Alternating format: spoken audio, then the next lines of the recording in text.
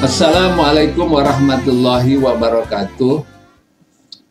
Para sahabat yang dirahmati Allah, kita berjumpa lagi dalam pendidikan dan pembelajaran untuk meraih sukses, husnul khatimah, dan surga atau SAS dengan cara belajar, teori, berlatih, dan praktek keseharian atau TBP.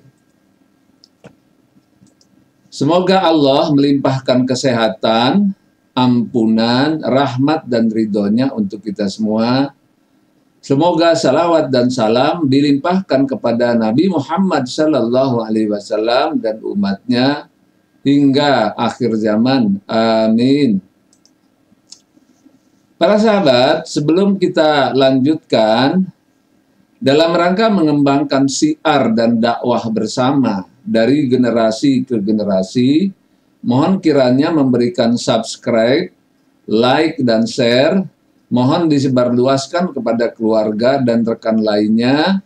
Atas bantuannya kami ucapkan terima kasih. Semoga Allah melimpahkan ampunan dan rahmatnya dan menyediakan pahala mengalir untuk kita semua. Amin. Tema kita kali ini yaitu Standard Operating Procedure Ideal atau SOP ideal. Nah, kita sebut juga langkah-langkah pelaksanaan salat khusyuk metode 3T atau salat khusyuk 3T yang ideal. Kenapa saya sebut seperti ini? Memang prosedur yang saya buat ini memang sangat ideal, sangat bagus sekali, sangat mumpuni, dan itu memang pelaksanaannya tidak akan bisa instan dan tidak akan bisa sekaligus, tetapi secara bertahap. Namun demikian, prosesnya itu harus dibuat dari sekarang, dan yang idealnya juga harus dibuat daripada saat ini juga, supaya apa? Supaya kita bisa mempraktekkan nanti secara bertahap. Nah, Standard Operating Procedure Ideal atau SOP ideal, langkah-langkah pelaksanaan salat khusyuk 3T yang ideal. Yang pertama adalah persiapan sebelum sholat. Jadi persiapan sebelum sholat ini ada yang namanya persiapan fisik, misalnya mandi, pakaian bersih, wangi-wangian, dan sebagainya. Nah, persiapan fisik ini tergantung keadaan. Tidak semua orang bisa melakukannya, apalagi yang pekerjaannya tidak memungkinkan. Nah, yang kedua adalah persiapan batin. Ya, persiapan batin, persiapan pikiran, dan persiapan jiwa yang diarahkan oleh azan. Jadi, saat muazin mengucapkan Allahu Akbar, maka kita berusaha menumbuhkan atau menghadirkan kesadaran diri. Nah, ini tolong diperhatikan, biasanya menghadirkan Allah, karena Allah itu sudah hadir. Ya, yang tidak hadir itu kesadaran diri. Karena itu kita berusaha menumbuhkan atau menghadirkan kesadaran diri bahwa kemahabesaran Allah benar-benar ada, benar-benar terwujud, benar-benar diketahui oleh kita, sesuai dengan arahan azan Allahu Akbar. Jadi kita benar-benar menghadirkan kesadaran diri bahwa Allah Maha Besar.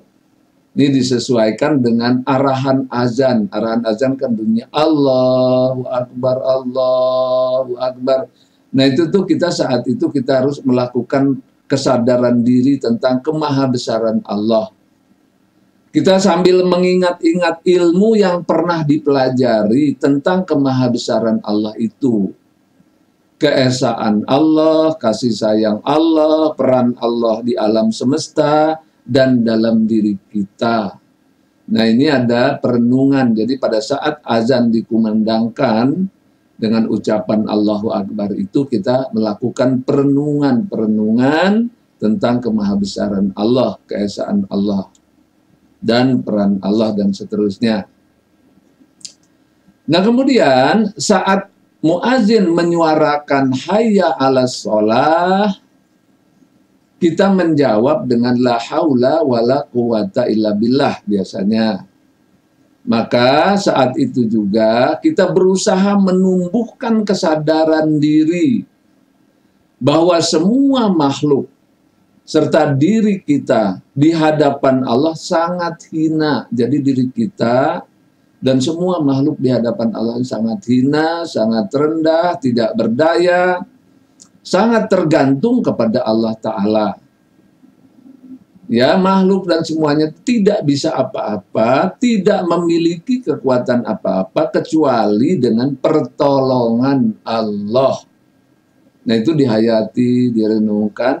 Karena itu akan melahirkan sikap rendah hati, sikap sujud dalam jiwa. Nah jadi kita dengan adanya bacaan la haula wala quwata illa billah itu kita mulai berendah diri, rendah hati, sujud. Ya, berendah diri dengan serendah-rendahnya. Nah, ini sadar kita, sikap yang sadar. Nah, ini sebelum pelaksanaan sholat sudah seperti itu. Bahkan sebelum wudhu sudah seperti itu. Nah, kemudian wudhu dengan tertib dan dihayati makna wudhu yang lahiriah dan batiniah dengan hikmat. Nah ini wudhu juga wudhu yang dihayati betul-betul. Nah diusahakan setelah wudhu tidak berbicara apapun dengan orang di sekeliling kita. Jadi kita berkhidmat ya, dengan wudhu juga berkhidmat, kesadaran kepada Allah masih ada, kesadaran diri masih ada, kesadaran malah ditumbuhkan terus. Sambil kita wudhu, sambil berkhidmat dengan wudhunya itu. Nah kita tidak berbicara dengan siapa-siapa untuk mempertahankan kondisi batin. Karena kondisi batin ini juga harus terbawa dalam sholat. Nah kemudian baru yang kedua adalah pelaksanaan sholat itu sendiri. Ya, pelaksanaan sholat itu sendiri.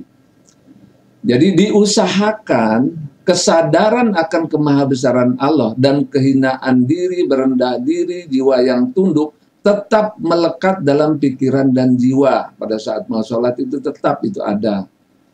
Jadi kita tidak pikiran sana kemari. Nah yang kerendahan diri, kemahabesaran Allah itu tetap ada.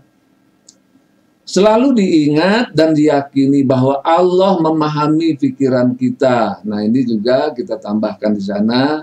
Kita sadari, kita insafi, kita yakini bahwa Allah benar-benar sedang memahami pikiran kita, memahami perasaan kita, memahami isi hati kita, mendengarkan kita, serta melihat kita.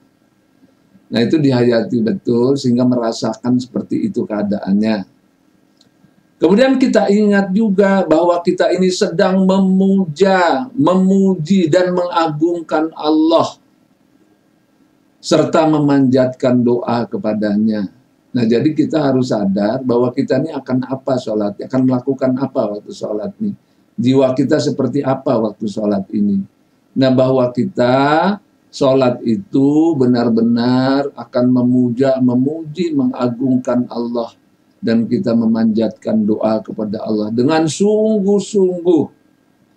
Nah ini disadari itu hanya seperti itu jiwa itu begitu. Pikiran itu hanya seperti itu. Nah kemudian usahakan setiap bacaan, gerakan dilakukan dengan tumak ninah. Ya gerakannya tumak ninah, bacaannya juga tumak ninah. Pikirannya juga tenang, perasaannya tenang, hatinya tenang, bacaan dan gerakannya tenang. Ini makna tumak ninah itu diterapkan. Nah kemudian bacaan salat mulai dipahami. Jadi apa yang kita baca, kita pahami langsung saat itu. Kita hayati saat itu juga. Nah ini disebut dengan tafakur tadabbur. Nah ini pelaksanaannya dilakukan secara bertahap. Bertahap, khususnya surat Al-Fatihah dulu. Karena itu ada latihan di luar sholat tentang surat Al-Fatihah.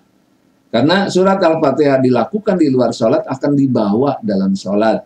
Nah, karena itu dia dilakukannya secara bertahap, khususnya surat Al-Fatihah yang telah dilatih di luar salat. Nah, kemudian berangsur-angsur bacaan salat lainnya. Nah, juga dilakukan dengan tafakur tadabbur secara berangsur-angsur, sehingga bisa menikmati 3T. Jadi dinikmati sholat itu. Nikmatnya dinikmati 3T-nya itu, tumak ninah, tafakur tadabbur secara keseluruhan. Nah ini dilakukan memang tidak bisa instan, tapi dia bertahap. Nah perlu diingat prosesnya tidak bisa instan, tetapi bertahap, memerlukan kesabaran dan istiqomah seumur hidup. Nah boleh ditambahkan, seakan-akan salat yang sekarang ini adalah salat yang terakhir. Boleh ditambahkan supaya kita lebih mantap lagi. Nah kemudian bila salat sendirian diusahakan waktunya minimal 15 menit untuk 4 rakaat, 8 menit untuk 2 rakaat. Maksudnya agar kita berusaha menikmati. Nah ini menikmati pelaksanaan salat. Jadi sholat itu harus dinikmati oleh kita. Karena sholat itu merupakan keindahan, merupakan kesehatan, merupakan kenikmatan. Jadi benar-benar kita nikmati saat sholat itu. Nah, bila salat dilakukan atau dilaksanakan berjamaah, ikuti saja imam. Nah ini para sahabat sekalian tentang prosedur atau kita menyebutnya dengan pelaksanaan atau langkah-langkahnya sehingga kita bisa melaksanakan sholat dengan ada urut-urutan langkah seperti itu. Nah urut-urutan langkah seperti itu yang harus kita lakukan. Tentu ini tidak mudah, harus istiqomah, harus dengan sabar, harus berproses, dan prosesnya ini juga seumur hidup. Nah ini proses seumur hidup. Nah karena itu saya sebutnya dengan SOP atau langkah-langkah dan urut-urutannya itu. Assalamualaikum warahmatullahi wabarakatuh.